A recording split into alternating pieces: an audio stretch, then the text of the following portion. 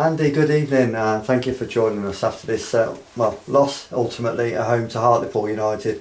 Andy, we agreed on Saturday that it was a tough day at the office and it deserved defeat really. Tonight was a tough day but for different reasons.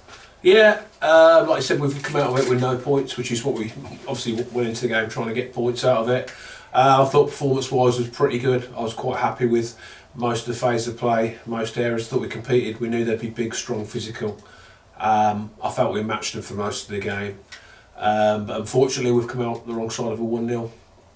The table says 1 point from 9 from the opening 3 games. Do you feel that the performances maybe deserve more than 1 point? Well, the tables don't lie, but I've said that for the last few years I don't particularly look at the tables until you played perhaps 10, 12 games, because then it starts to make sense. At the end of the day, I'm just judging each game, like looking after that, and I thought we were pretty good tonight against a team that I fancy to do well. Their remit is to get in and around it. We were good, but ultimately we've got to be better in the boxes, because that's what's cost us tonight. We've had enough chances to get some out of the game and we haven't. The general performance was good, the work rate was good, the physicality was good, the matchups was good, but football's deciding about putting the ball in the net, and we didn't manage to do that, and ultimately we haven't scored enough goals in the first 3 games. So what I don't want to be is a team that's in every game and okay, it was good and everyone's saying, oh, that'll be fine, we'll be fine playing like that, but we have to find a way to score some goals and pick some points up. But we knew it was going to be tough.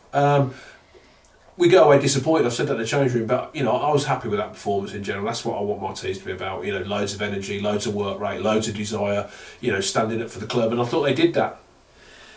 The lads will be down, obviously. I mean, you've just come from the dressing room to do this interview, and it'll be a very down dressing room in the fact that they have played well, but actually, particularly second half, but got nothing from it. And confidence is a very fragile thing in football. Will it be difficult, really, or are you concerned in any way that they lose their confidence and actually then that starts affecting performances? Not really. We've just said that in there. We've played 3 teams that have been in the league in the last few years. They're 3 teams that are all looking to get promoted this year. That's all their remits.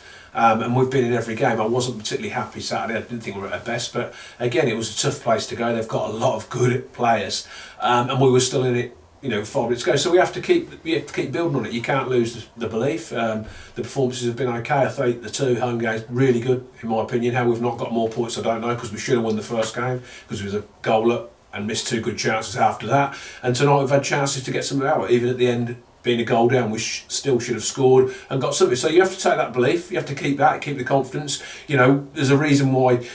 We're at the level we deserve to be at the level. And we've got to keep believing that we're at the level for the right reason, if that makes sense. You should, as a player, take confidence out of them 3 games, although we've not got as points that I'd like us to have got. We probably should have had more, but we haven't. We know from football, we played games like this last year and come out, we probably didn't play as well as that and won 1-0. It's fine margins, we know that, and they'll believe that. When you get beaten, played off a pitch, then you lose confidence. They shouldn't lose confidence based on that tonight, no.